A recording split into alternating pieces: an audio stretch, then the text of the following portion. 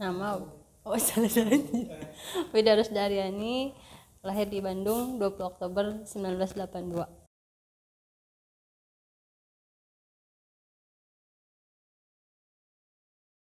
Seorang ibu rumah tangga, seorang istri, seorang pekerja keras.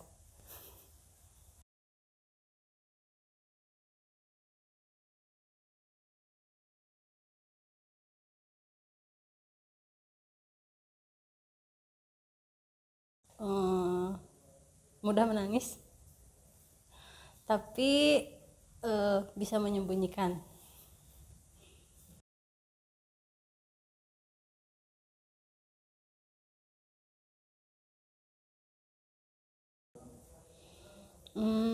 Awalnya sih sebetulnya kalau misalkan jadi seorang karyawan Kopma gitu ya, tercatat sebagai karyawan Kopma itu mulai dari Januari 2006. Tapi sebelumnya saya memang udah lumayan cukup dekat dengan Kopma. Jadi anggota Kopma, pernah ikut ke kaderisasi Kopma juga. Kemudian setahun kuliah, saya masuk tahun 2001, setahun kuliah cuti. Dan itu sudah mulai dekat dengan Kopma, ikut magang juga. Tapi karena memang satu dan lain hal, saya harus cuti. Kemudian cari kerjaan, ternyata difasilitasi oleh Kopma, bekerja di Kopma sebagai operator rental komputer selama 1 tahun, dan alhamdulillah di sana banyak dididik oleh Kopma secara tidak langsung seperti itu. Terus kemudian lanjut kuliah 2006, Januari 2006 tuh sebelum lulus ditawarin sama pengurus Kopma, Tenda kalau misalkan sambil kuliah, yuk jadi freelance di Kopma di bagian keuangan usaha, karena dulu memang masih acak-acakan keuangannya. Oh ya boleh, jadi sambil kuliah sambil freelance gitu. Dari 2006 lulus bulan Oktober, lanjut terus. Yaudah sebelum kerja yang lain, udah jadi Kopma, terus aja di Kopma sampai akhirnya sampai saat ini. Tapi kalau untuk jadi manajernya sendiri itu waktu pas zamannya ketua umumnya itu Kang Luki Nugraha. Di sana mulai kalau dulu kan memang sebagai keuangannya, kalau jadi manajer, tercatat sebagai manajer itu pas zamannya Kang Uki, saya lupa lagi tahun berapa, pasti pas ketuanya Kang Uki. Di sana mulai jadi manajer, job desknya segala macamnya, dan alhamdulillah sampai sekarang gitu.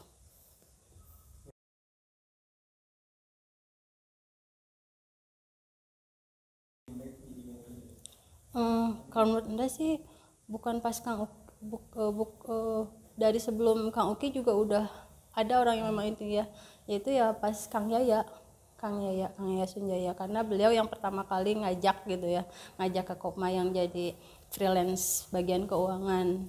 Nah, kan tidak mungkin serta merta, karena memang mau apa sih, secara tidak langsung job desk manager yang diberikan Kak Oki juga sebetulnya secara tidak langsung sudah dilakukan sebelum diangkat jadi manajer pun sebelumnya sudah dilakukan, hanya saja memang tercatatnya sebagai bagian keuangan gitu, seperti itu.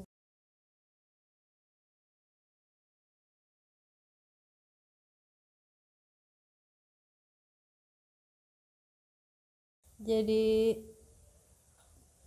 uh, kayaknya jadi admin deh, tetap jadi admin juga, karena dulu sebelum ke Kopma itu saya juga pernah ditawar, selain ke Kopma, sebelum ke Kopma dan setelah ada di Kopma pun saya alhamdulillah sering ditawari untuk jadi bagian admin. Pernah di Dompet Duafa, kemudian di sebuah perusahaan juga ya, di pabrik di Ranca Ekek.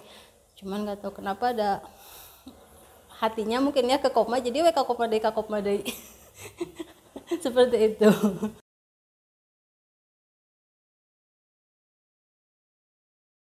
Enggak. enggak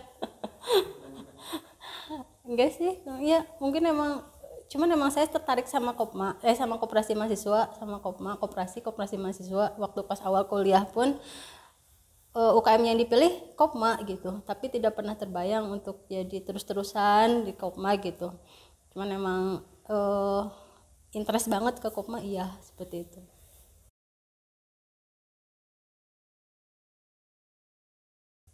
hmm, Apa ya,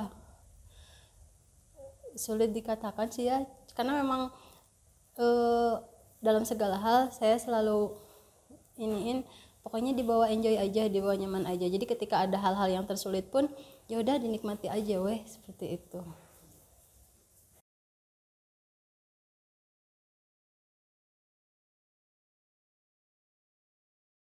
Waduh, terlalu banyak momen. Terlalu banyak momen yang tidak bisa terlupakan. Ya ketika misalkan nangis bareng anak-anak atau ketawa-ketawa. Ada hal-hal yang memang ketika di Kopma antar pengurus ada masalah, misalkan ya ada masalah tapi bisa terselesaikan juga. Aduh, banyak sih momennya yang tidak bisa terlupakan. Ketika misalkan momen-momen yang di luar secara organisasi juga banyak, misalkan ya kalian bikin surprise atau apa gitu ya, Masya Allah gitu ya, itu yang bikin ini. Jadi walaupun memang tiap tahun berganti orang, berganti kepengurusan, berganti wajah, tapi momennya tuh apa sih, auranya tuh tetap gitu, seperti itu.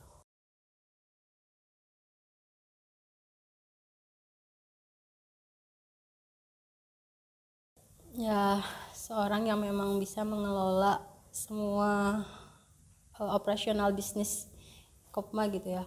Untuk saat ini, untuk saya pribadi memang seharusnya, kadang saya berpikir bahwa seharusnya saya bisa berbuat lebih untuk Kopma ketika misalkan ada hal-hal ekspansi usaha atau misalkan cari link segala macam, mungkin itu yang harusnya ini tuh. Tapi untuk saat ini memang saya belum bisa melakukan itu, tapi dan alhamdulillah teman-teman pengurus yang lebih ini. Jadi untuk saat ini peran saya sebagai manajer hanya sebagai operasionalisasi di lapangan gitu, seperti itu, mengatur, mengelola bisnis Kopma, seperti itu mungkin.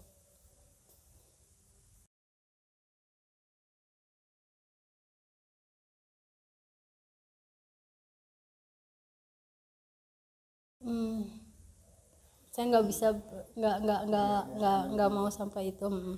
Paling ada hal yang memang saya ini mah, mungkin kenapa ya saya harus berhenti kuliah dan terputus untuk menjadi seorang kader Kopma Tulen gitu, seperti itu.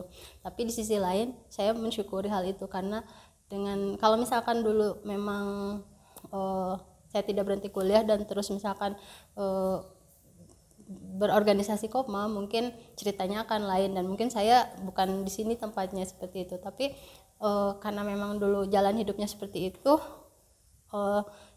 ya sekarang ya seperti ini gitu, saya tetap ada di Kopma gitu, seperti itu, dan saya bahagia dengan itu.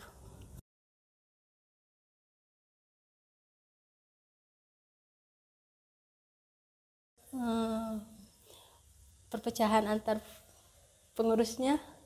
Jadi ketidaksolidan antar pengurus, jika melihat pengurus tidak solid, tidak satu suara atau saling menjatuhkan, seperti itu. Adik-adik tersayang yang membawa banyak cerita dalam hidup gitu. Ya apa ya, hadapi semuanya dengan kekeluargaan solid, jangan mengutamakan ego, berjuang bersama, seperti itu.